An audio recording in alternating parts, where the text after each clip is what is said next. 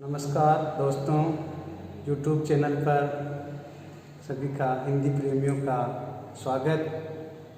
जैसा कि आज मैं टॉपिक लेके आया हूँ काव्य रस। काव्य रस, काव्य रस यानी रस क्या होता है। ये रस, जैसा कि दोस्तों रस के बारे में सुना होगा कि खट्टा, मीठा, चरपरा, अनेक प्रकार के जो रस होते हैं, परंतु हम उन रसों की बात न करते हुए काव्य के अंदर जो रस का प्रयोग करते हैं उसे कहा जाता है काव्य रस। ये काव्य रस किसे कहते हैं? काव्य रस के बारे में कहा है कि काव्य को सुनने, देखने एवं पढ़ने से पाठक, श्रोता एवं दर्शक के मन में जिस आनंद की अनुभूति होती है उसे रस कहते हैं, उसे रस कहते हैं। रस के बारे में जो है सर्वप्रथम रस की व्याख्या 4वीं शताब्दी के विद्वान भरत मुनि ने अपने नाट्य शास्त्र में की थी, और नाट्य शास्त्र में इसकी व्याख्या करते हुए लिखा है, विभावानुभाव व्यभिचारी भाव संयोगात् रस निष्पत्ति। अर्थात विभाव, अनुभाव, स्थायी भाव एवं संचारी भावों से, जो संचारी भावों के संयोग से रस की निष्पत्ति होती है, रस उत्पन्न होता है। इस आधार पर रस के अवयव बनाए गए हैं। रस के जो अवयव हैं वो 4 रस के अवयव माने गए हैं। नंबर 1 स्थायी भाव, दूसरा विभाव, तीसरा अनुभाव, चौथा संचारी भाव। स्थायी भाव ऐसे भाव होते हैं जो प्रत्येक व्यक्ति के मन में, प्रत्येक सहृदय के मन में सदैव निवास करते हैं। ऐसे भाव क्या है? व्यक्ति के मन में सदैव निवास करते हैं। जैसे ही उस प्रकार की जो दशा प्रारंभ होती है वे हृदय से उत्पन्न हो जाते हैं। जैसा कि प्रत्येक रस का अलग स्थायी भाव माना गया है, तो इन्होंने नाट्य शास्त्र के अंदर 8 जो स्थायी भावों का उल्लेख किया था। आगे चलकर जो रस है 9 हो जाते हैं, और उसके बाद में रति के जो है ईश्वर विषयक रति एवं वात्सल्य विषयक रति करते हुए उसके 11 रस बन जाते हैं। मुख्य रूप से दोस्तों रस के 9 जो भेद माने गए हैं, और उनके जो स्थायी भाव हैं 9 स्थायी भाव माने गए हैं। इसका जो एक ट्रिक है, दोहा है, जैसे रति, हास्य, शोकश्च, क्रोधोत्साह, भयं तथा जुगुप्सा, विस्मय चेति स्थायी भाव प्रतिकीर्तिता निर्वेद स्थायी भावो अस्ति च शांतो अपि नवम रस। यानी इस प्रकार से इन्होंने रति, हास, शोक, क्रोध, उत्साह, भय, जुगुप्सा, विस्मय, निर्वेद, इस प्रकार से 9 स्थायी भाव गिनाए हैं, और उन्हीं 9 स्थायी भावों के आधार पर 9 जो रस हो जाते हैं। श्रृंगार, हास्य, करुण, रौद्र, वीर, भयानक, विभत्स, अद्भुत, संयोज्य, शांतो अपि नवम रस। इस आधार पर जो 9 रस हो जाते हैं, श्रृंगार, हास्य, करुण रस, रौद्र रस, वीर रस, भयानक रस, विभत्स रस, अद्भुत रस एवं शांत रस। अगले जो 2 रस आते हैं गौण रूप से, जैसे कि वात्सल्य रस। वात्सल्य रस के अंदर जो है पुत्र विषयक रति, पुत्र या पुत्री विषयक रति जो होती है, यानी प्रेम, पुत्र पुत्री जो विषयक रति होती है वह वात्सल्य रस है। इसी प्रकार से ईश्वर विषयक रति के आधार पर जो है भक्ति रस हो जाता है। अगला जो बिंदु आता है विभाव। विभाव 2 प्रकार का होता है, एक होता है आलंबन विभाव, दूसरा होता है उद्दीपन विभाव। अपन श्रृंगार रस की बात करें तो आलंबन विभाग के अंदर जो है नायक नायिका आती है, नायक और नायिका आती है। जैसे कि पुष्प वाटिका प्रसंग के अंदर जो सीता और राम एक दूसरे को देख करके जो आकर्षित होते हैं, जैसे सीता श्री राम के सौंदर्य को देखकर सीता के मन में जिस जो रति भाव संचार होता है वहाँ पर जो है आलंबन राम होते हैं और आश्रय जो है वो सीता होती है। यानी एक इसमें से आश्रय होता है और दूसरा आलंबन होता है, आश्रय और आलंबन। दूसरा आता है उद्दीपन, यानी काव्य की जो स्थायी भावों को जागृत या उद्दीप्त करने वाले जो भाव हैं वो उद्दीपन विभाव कहलाते हैं, उद्दीपन विभाव कहलाते हैं। जैसे उद्दीपन विभावों के अंदर जैसे एकांत स्थान है, जैसे अपन श्रृंगार रस की बात करते हैं तो एकांत स्थान है, चांदनी रात है, या फिर भोरे गुंजार कर रहे हैं, कोयल कूक रही है, झरना बह रहा है, ऐसे जो दृश्य हैं वो उद्दीपन विभाग के अंदर आते हैं। अगला जो टॉपिक आता है, अगला जो अपना बिंदु आता है अनुभाव। अनुभाव 4 प्रकार का बताया गया है, कायिक, वाचिक, आहार्य और सात्विक। कायिक अनुभाव, वाचिक अनुभाव, आहार्य अनुभाव और सात्विक अनुभाव। कायिक अनुभाव अर्थात काया अर्थात शरीर से प्रकट होने वाले जो अनुभाव हैं वो कायिक अनुभाव के अंतर्गत आते हैं। जैसे नेत्र कटाक्ष करना, मुंह मरोड़ना, हाथ हिलाना, मुस्कुराना, ये सब किसमें आते हैं? कायिक अनुभाव के अंतर आते हैं। नेत्र कटाक्ष है। वाचिक अनुभाव अर्थात वाणी द्वारा प्रकट होने वाले अनुभाव वाचिक अनुभाव की गिनती में आते हैं। जैसे बोलते बोलते हकला जाना या तेज आवाज में बोलना, धीरे धीरे बोलना, ये वाचिक अनुभाव की गिनती में आते हैं। इसी प्रकार आहार्य अनुभाव, आहार्य से तात्पर्य ग्रहण किए गए, यानी बाह्य वातावरण से ग्रहण किए गए जो अनुभाव हैं वो आहार्य अनुभाव की गिनती के अंतर्गत आते हैं। जैसा कि सौंदर्य प्रसाधन, काजल आंचना या आभूषण धारण करना, अपने शरीर पर जो नवीन वस्त्र पहनना, सुंदर वस्त्र पहनना, ये आहार्य अनुभाव की गिनती के अंदर आते हैं। ये सभी जो उदाहरण हैं वो श्रृंगार रस से संबंधित है। अगला जो बिंदु आता है सात्विक अनुभाव। सात्विक अनुभाव ऐसे अनुभाव होते हैं जिन पर हमारा कोई वश नहीं होता है, ये ईश्वरीय प्रदत्त अनुभाव होते हैं। जैसे रोंगटे खड़े होना, पसीना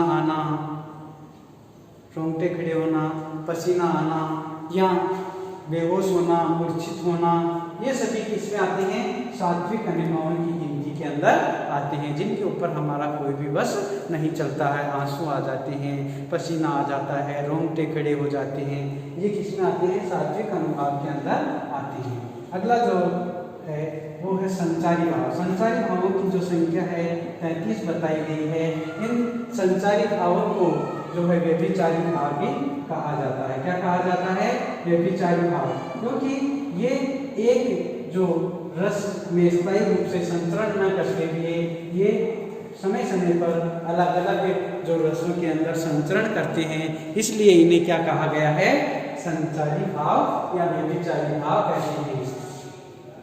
इनकी संख्या 33 बताई है। इनको जो याद कर सकते हैं बहुत ही अच्छे तरीके से, जैसे ये लाइनें लिखी हुई है। वैसे अक्सर 33 जो संचारी भाव याद नहीं होते हैं, हम भूल जाते हैं। उनके लिए जो सीधी सी ये 6 लाइनें हैं। निर्वेद ग्लानि, शंका भासूया, मद श्रम, आलस्य चेत, दैन्य च चिंता, मोह स्मृति धरती, पीड़ा चपलता, अर्थ आगे को, जड़ता तथा सुप्तम विबोधम, अमर्थ अभिथाम, उग्रता, मति व्याधि, उन्माद, मरणीय च, त्रास च, यद्रक्ष च, त्रयोविदश जो है संचारी भाव है अस्ति।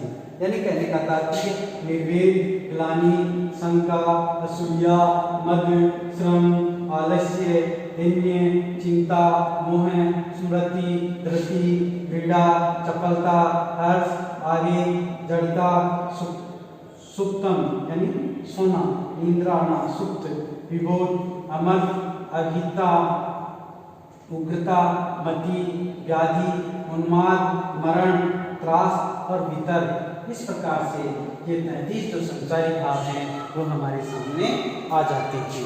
अगला जो रस रस जैसा कि अपन ने बताए थे मुख्य रूप से 9 रस होते हैं। मुख्य रूप से कितने रस बताए थे? 9 रस बताए थे। इन 9 रसों के अंदर सबसे पहले जो रस आता है श्रृंगार रस। कौन सा रस आता है? श्रृंगार रस। श्रृंगार रस के अंदर जो नायक नायिकाओं के जो है प्रेमालापों का चित्रण किया जाता है श्रृंगार रस कहलाता है। श्रृंगार रस के अंदर नायक नायिकाओं के प्रेम का चित्रण हमें दिखाई पड़ता है। यह जो प्रेम है वह 2 प्रकार से होता है, एक संयोग रूप में और एक वियोग रूप में। तो श्रृंगार के जो भेद हैं वो भी हमें 2 मिल जाते हैं, संयोग श्रृंगार और वियोग श्रृंगार। संयोग श्रृंगार और वियोग श्रृंगार। संयोग श्रृंगार यानी जब नायक नायिका एक साथ हो तो वहां पर कौन सा होता है? संयोग श्रृंगार होता है। नायक नायिका एक साथ हो वहां पे क्या होता है? संयोग श्रृंगार होता है। जैसे कि उदाहरण के लिए मसल दिए गोरे कपोल गोल चकित उठी उठी, तो इसमें क्या है? यह संयोग श्रृंगार है। यहाँ नायिका नायिकाओं का जो मिलन जहाँ पे दर्शाया जाता है वहाँ पर संयोग श्रृंगार होता है। दूसरा होता है वियोग श्रृंगार, यानी जहाँ पर श्रृंगार नायक नायिका जो दूसरे होते हैं दूर होते हैं, जैसे कि नायक जो है नायक किसी दूसरे स्थान पे गया हुआ है, दूर गया हुआ है, ऐसी स्थिति में नायिका का जो विरह है वह वियोग श्रृंगार की गिनती के अंदर आता है। वियोग श्रृंगार जैसे उदाहरण के लिए निस्दिन बरसत नैन हमारे, निस्दिन बरसत नैन हमारे, सदा रहस पावस ऋतु हम पे, जबते श्याम सिधारे, कंचुकी पट सूकत नहीं सजनी, उर बीच बहत पनारे। यानी सूरदास जी के भ्रमर गीत प्रसंग के अंदर कहा गया है निस्दिन बरसत नैन हमारे, यानी गोपियां कह रही है कि हमारे नेत्र रोजाना बरसते रहते हैं। हमारे नेत्र क्या होते हैं? सदैव बरसते रहते हैं और हमारे ऊपर सदा वर्षा ऋतु बनी रहती है। कंचुकी पट सूकत नहीं सजनी और उर्बिच बहत पनारे, यानी कि हमारे जो कंचुकी का जो पट है वस्त्र है वो नहीं सूखता है और हमारे हृदय के बीच पर नाले बहते रहते हैं। ये था हमारा अपना जो श्रृंगार रस। दूसरा आता है हास्य रस, यानी जिस काव्य को पढ़कर सुनकर या देखकर हमें हंसी आ जाती है वहाँ पे क्या होता है? हास्य रस होता है। देखिए जैसे कि कोई भी अपन नाटक देख रहे होते हैं या कोई कॉमेडियन होता है, वह कॉमेडियन किस प्रकार से जनता को हंसाता है वही हास्य रस कहलाता है। उदाहरण के लिए हम कह सकते हैं कि प्रेमियों की हास्य रस का उदाहरण है, प्रेमियों की शक्ल कुछ कुछ भूत होनी चाहिए, अक्ल उनकी नाव से 6 सूत होनी चाहिए, इश्क करने के लिए काफ़ी कलेजा ही नहीं, आशिकों की चांद भी मजबूत होनी चाहिए। यानी आशिकों की शक्ल कुछ कुछ भूत होनी चाहिए, यानी अजनबी होनी चाहिए, जो यानी देखने के अंदर जो है वो अद्भुत लगे। यहाँ पर क्या होता है? हास्य रस होता है। अगला जो रस है करुण रस। करुण रस इसका जो स्थायी भाव है करुण का शोक, करुण रस का जो स्थायी भाव दिखाया गया है वो शोक है। यह एक अत्यंत मार्मिक रस है। इसके अंतर्गत कारुणिक प्रसंगों का वर्णन किया जाता है। इन कारुणिक प्रसंगों को पढ़कर देखकर सहृदय तुरंत द्रवीभूत हो जाता है।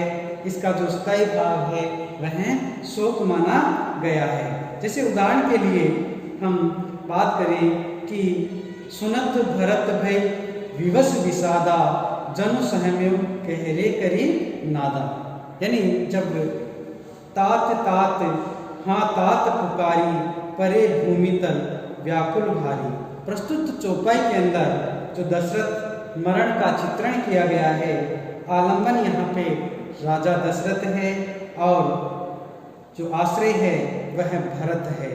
दशरथ के मृत शरीर को देखकर जो उद्दीपन विभाव जागृत होता है, भरत हाहाकार करता है, रुदन करता है, ये अनुभाव है। चिंता, व्याधि, विषाद, ये जो भाव हैं संचारी भाव इसके अंतर्गत आते हैं। अगला जो रस आता है अपना रौद्र रस। कौन सा आता है? रौद्र रस।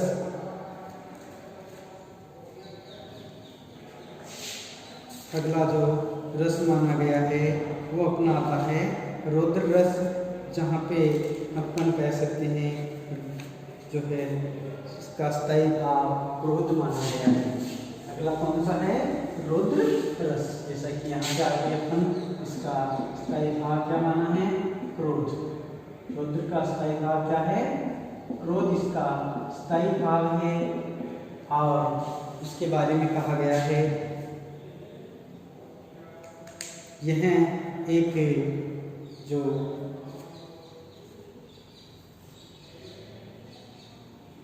इसके जो आलम्बन हैं वो शत्रु, कपटी, इसके आलम्बन जो होते हैं शत्रु या कपटी होते हैं, यानी ऐसी परिस्थितियां जिन्हें हम देखकर क्रोधित हो जाते हैं। जैसे किसी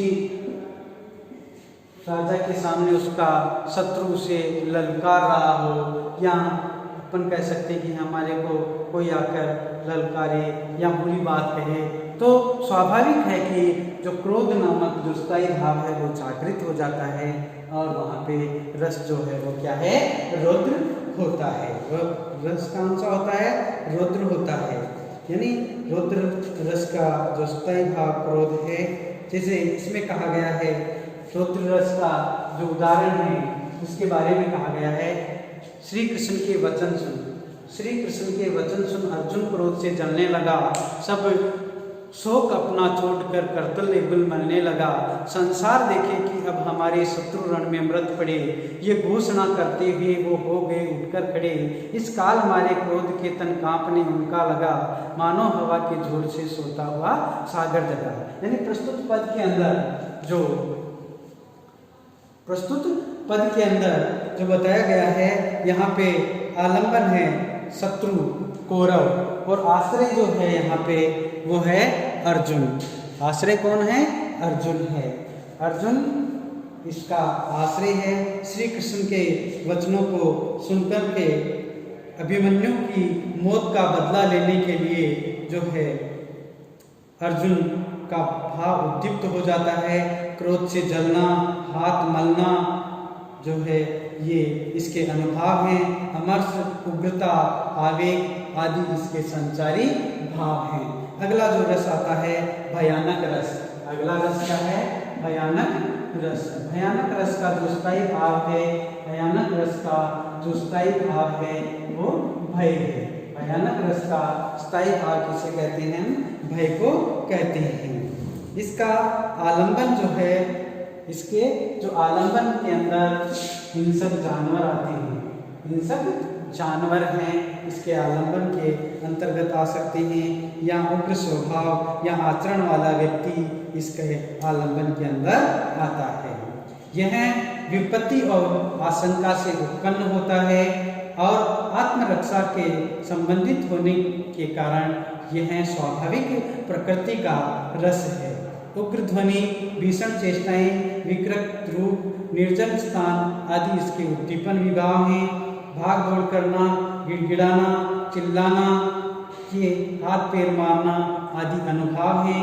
दैन्य, चिंता, आवेग, त्रास, चंचलता, जुगुप्सा, शंका, मोह आदि इसके जो है संचारी भाव माने जाते हैं। इसका जो उदाहरण है वह बहुत ही सुंदर उदाहरण है। प्रसाद जी ने अपने कामायनी महाकाव्य के अंदर लिखा है, मणिद्वीपों के अंधकार में, मणिद्वीपों के अंधकार में, अरे निराशापूर्ण भविष्य, देवदंभ के महामेघ में सब कुछ ही बन गया भविष्य। यहाँ पर प्रसाद जी ने कामायनी में प्रलयकालीन दृश्य का वर्णन, भय की स्थिति उत्पन्न करते हुए लिखा है कि यहाँ पर आलंबन प्रलयकालीन अंधकार है, उद्दीपन स्वर्ग का नष्ट होना कहलाएगा और देवताओं का हाहाकार अनुभाव है, जबकि चिंता, निराशा, दुख, दैन्य इसके संचारी भाव कहे जा सकते हैं। अगला जो रस आता है वह आता है विभत्स रस। क्या आता है? विभत्स रस, यानी विभत्स रस।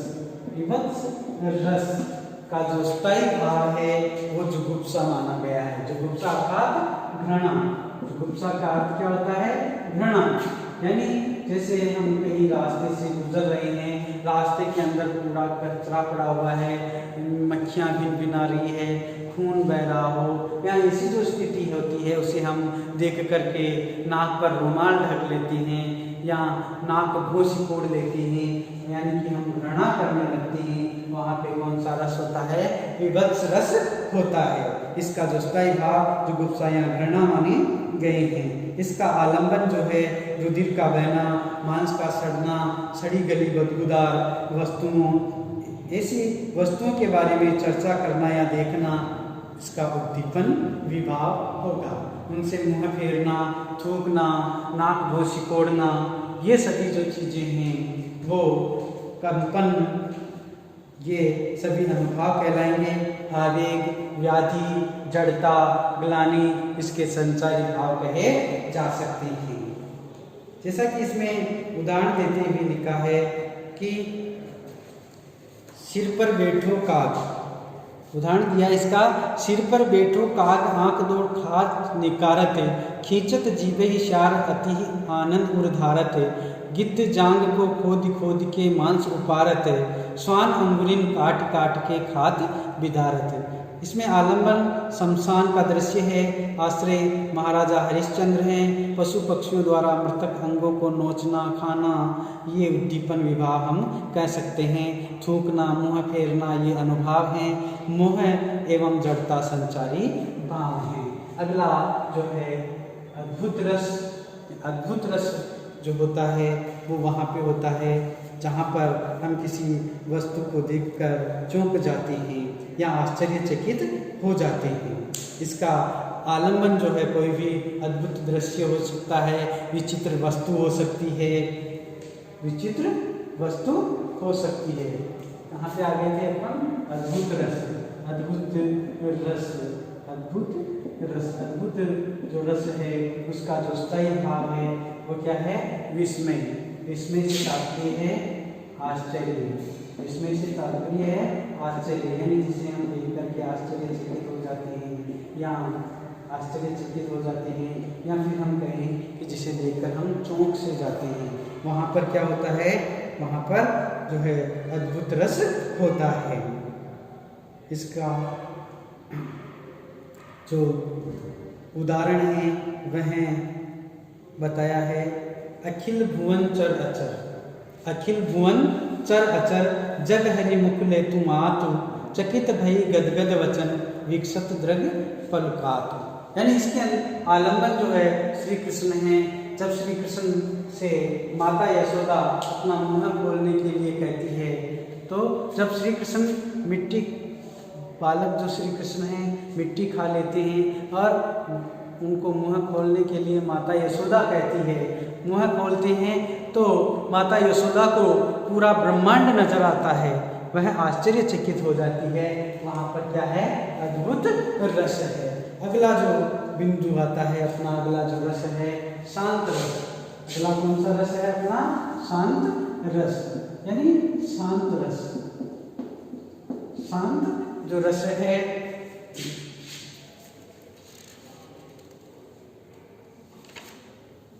शांत रस के बारे में कहा गया है, यह उदात वृत्तियों का द्योतक है और महाकाव्यों में अंगी रस के समान जैसे श्रृंगार, वीर एवं श्रृंगार रस का प्रधान माना जाता है। इसमें का जो स्थायी भाव है वह निर्वेद है। इसका स्थायी भाव क्या है? इसका स्थायी भाव निर्वेद। निर्वेद यानी जिसके मन के अंदर जो है घर गृहस्थी या संसार से विरक्त होने की भावना आ जाती है, वो क्या है? वहाँ पर कैसा भाव कहेंगे अपन? जो है निर्वेद भाव कहेंगे। इसका आलंबन संसार की नश्वरता है, क्षणभंगुरता है, और सत्संग, तीर्थ, देव मंदिर, धार्मिक स्थान इसके उद्दीपन विभाग कहलाएंगे। आत्मग्लानि, पश्चाताप, अश्रुताप, रोमांच, संसार की अपूर्णता का वर्णन, माया का वर्णन आदि का विवेचन अनुभाव कहलाते हैं। धैर्य, स्मरण, मति, हर्ष इसके संचारी भाव कहे जाते हैं। उदाहरण के लिए जैसे कि बिहारी ने जो है बहुत ही सुंदर इसका वर्णन किया है। माली आवत देखकर कलियन करी पुकार, फूली फूली से चुन लिए काली हमारी बात। इस यह जो है किसका उदाहरण है? यह इसी शांत रस का उदाहरण है। इसी प्रकार से हम कह सकते हैं राम नाम की लूट है, लूट सके तो लूट, अंत काल पछताएगा, प्राण जाएगा छूट। ये सभी किसके अंतर्गत आते हैं?